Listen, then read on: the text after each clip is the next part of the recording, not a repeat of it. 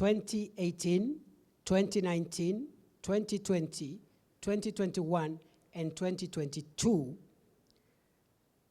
And that backlog consisted 1,698 applications for the years I have just cited. Between the time I came to office and the 27th of January, another 421 applications had already been processed, gone through the various institutional vettings and recommendations of the various bodies and committees pursuant to the dictates of our Constitution and the Citizen and Immigration Act. I am happy to report as follows. By 27th of January 2023, I have cleared and made a determination on all the 1,698 applications for citizenship which had been pending for the period 2018 to 2022, and I have also made a determination and cleared all the 421 applications that had been processed and were only waiting for the signature of the minister by the 27th of January 2023. Therefore, any person who has been waiting to become a citizen of Kenya and had met the legal requirements and had gone through all the procedural issues, I am happy to ask them to contact the State Department of Immigration and Citizen Services, particularly the Directorate of Immigrations, to pick their certificates and documents for citizenship, for permanent residence, and work permits. Over and above what I have said, I would like to say also, some of these applications, although made 5, 4, 3 years ago, involve people who have stayed in our country for many years. And when I was clearing the backlog, I stumbled on an applicant who I happened by chance to know.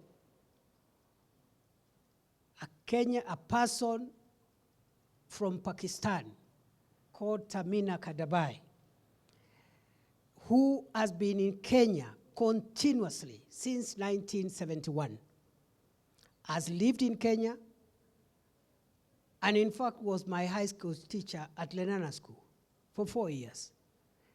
She's never left the country. She's never been charged with a crime. There is no adverse report against her. She's now approaching 90. And she has been waiting for a determination on her residency status because of her failing health and advanced age. And you know, when we give these statistics, fellow Kenyans, we are talking about real people. We are talking about real people who, some of them have been waiting in agony. And I've just given that example. And I know there are many more deserving cases who have waited for years for no apparent reason. I have also approved 815 applications for citizenship for spouses and dependents of Kenyan citizens. In accordance with our law, there is a procedure in which a spouse or a child, a dependent child of a Kenyan citizen can acquire citizenship, again spanning 5 years. All of them now are cleared. All those spouses and children of Kenyan citizens who have been waiting for this service, that service has been rendered fully and completely. I have also signed 808 applications from Kenyans who had sought to regain the citizenship of Kenya because, as you're aware, under the old constitution, a Kenyan could not be a national of another country. Dual citizenship was not permitted.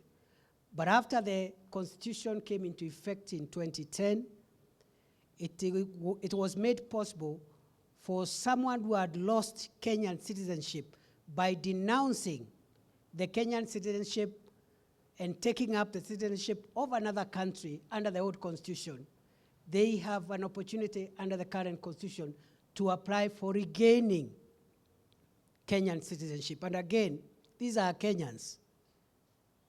These are people of Kenya. They are just saying, because the law never permitted before, now that the law permits, we would want to enjoy the citizenship of where we live, but also regain the citizenship of our country of birth. All 808 applications have also been determined and processed. And I want to ask them, their relatives, to go and pick their citizenship certificates and enjoy the liberties of the new constitution for dual citizenship.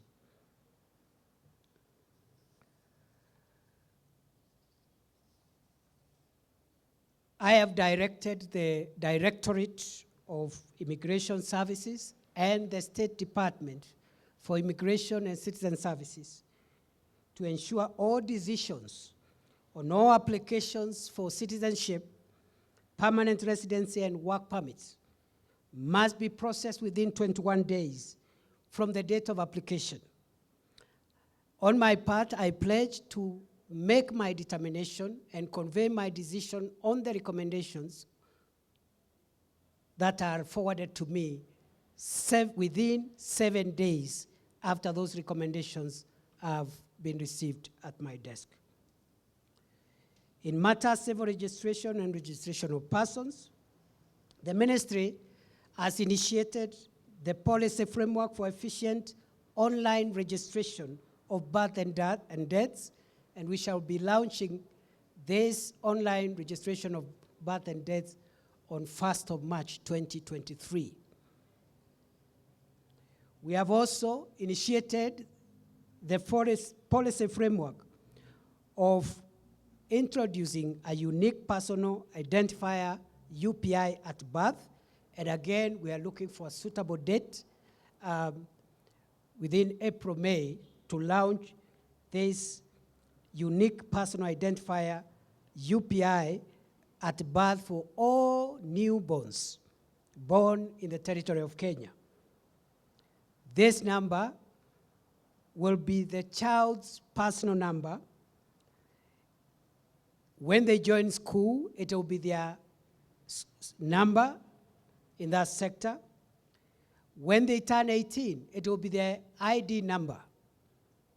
It will be their NHIF or it will be the NHIF, that is the insurance number, and social security number. It will be their number. And when they leave this world, it will be their death certificate number. And that UPI will only expire at the expiry at death by the holder of that number. In the period between now, when we are launching the UPI, and 18 years from today, when the UPI starts becoming the ID, we have again initiated the policy framework to transit our country to a third generation smart ID, which will involve digital identity. In a nutshell, in conclusion, ladies and gentlemen, these are what we consider in the Ministry of Interior and National Administration as our 10 achievements in 100 days. One, we were able to develop a very elaborate terms of reference, which were gazetted to support the work of the task force that is now working on terms and conditions of service and other reforms in the National Police Service and the Kenya Prison Service. The terms of reference, elaborately drafted, conceived to make sure that we don't leave any room of the reforms that we require in the National Police Service and the Kenya Prison Service. That task force was gazetted by His Excellency the President on 21st of December 2022. Its work is ongoing. Number two, we have been able to open the Police Leadership Academy, and we are now generating the curricula, working together with the command, the National Police Service, to ensure that we are able to introduce a doctrine, a new, better, modern policing doctrine, especially for those officers who are in command and leadership, as a way of generating a paradigm shift of our policing in conformity with the dictates of the new constitution and the complexity of modern day crime. We want the National Police Service and the Kenya Prison Service to be professional services where an officer can join the service and grow up the ranks without having to know someone, without having to corrupt anybody. And what determines their level of responsibility is the ability to be able to carry out their work well and, of course, to achieve the targets which are put by their superiors. So that we don't have an endless an endless or an indeterminate way of promotions and career progression. So the Police Leadership Academy, which sits on 100 acres in Ngong, that academy will be used to inculcate command doctrines for our rejuvenated National Police Service, so that from there we can grow new, more dynamic, younger commanders who are conversant with modern day policing complexities. Number three, we have managed to accelerate the construction of the National Police Hospital at Mbagathi. Still not complete, but we've made some good progress. The Kenya Prisons Hospital in Ruiru, very good progress, almost complete. And we have completed and equipped the Border Police Hospital in Kanyonyo, Kithure County, which will be opened by His Excellency the President on 24th of February, 2023. Number four, we have streamlined the issuance of passports procedures and the restoration of our passport supply chain, which had stalled for almost a year. Number five, we have initiated the process of acquisition and installation of the Advanced Passenger Information System, API, e-gates, and a modern electronic security surveillance at Jomo Kenyatta International Airport to enable JKA to retain the global Category 1 airport status. Number six, we have initiated the policy framework for the introduction of the online registration of births and deaths. As I have said, this program will be launched on 1st of March, 2023. Number seven, we have initiated the policy framework for the introduction of a unique personal identifier at birth for all newborns. Number eight, we have initiated the policy framework for introduction of the third generation smart digital ID. Number nine, we have been able to clear a backlog of 5 years, 2018 to 2022, on the determinations of applications for citizenship, permanent residency, work permits, and we have also cleared the 2023 applications. My desk is free and empty. Finally, number 10, we have managed to reduce the overall rate of crime in the country, including sustaining our effort to keep terrorists at bay, stirring up and disrupting the banditry network, which we want to sustain in the coming months, and also reducing the overall crime statistics in our country and the containment of the surge in crime in Nairobi, which had threatened to disrupt life and businesses in this city in the August-October peak. This is our public accountability statement as we mark 100 days in office. Going forward, we intend to make regular public accountability statements of progress made every 3 months, consistent with the Kenya Kwanza administration policy of an open government. We have nothing to hide, but we may not have time to be talking all the time. So that balance we will strike by making sure every 3 months at least we can report progress. The other time, please let us meet in the field, let us meet in the various spaces from which we operate.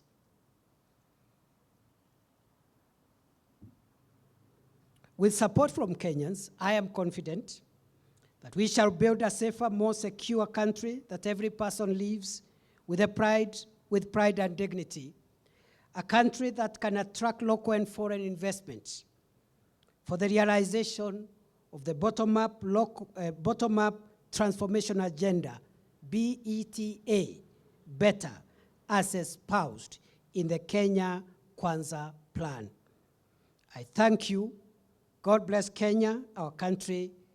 God bless Kenya, our homeland. Thank you, ladies and gentlemen. I can take not more than 3 questions because I promised last time that I will not be in a lot of hurry, but we've been here for a while. We need to move on to some urgent assignment, but I'll take 3 questions, the first 3. Good afternoon. Thank you very much. It is true, our continued engagement with political leaders is because we believe in generating solutions from the grassroots and then implement them from the national platform. But they are not the only ones we are consulting with.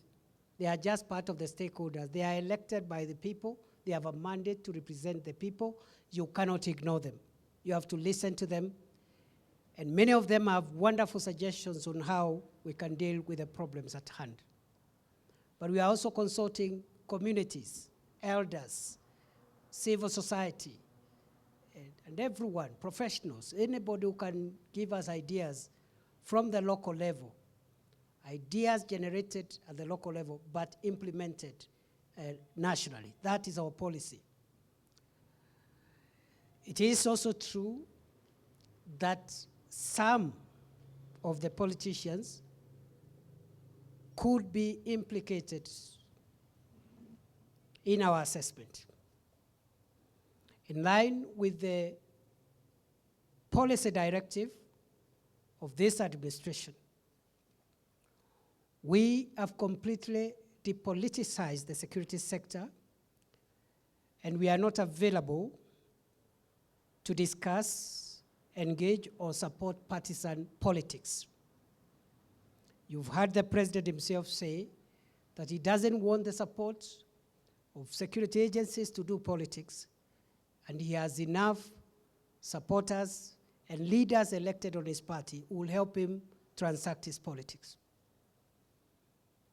Therefore, if any leader of whatever political formation is implicated in hurting our country for political reasons or commercial reasons or whatever reasons, I have made it clear in my consultations with them that we will be ruthless with them. We will deal with them without mercy, whether they are opposition politicians, whether they are government politicians, because it is not the political objectives of any political party to murder other people and steal their cattle. I don't think there is a single political party with a manifesto which includes murdering fellow citizens, stealing their livestock, and disrupting socio-economic activity. We'll be extremely ruthless, heartless, you can name it. We will not entertain politics of any kind whatsoever.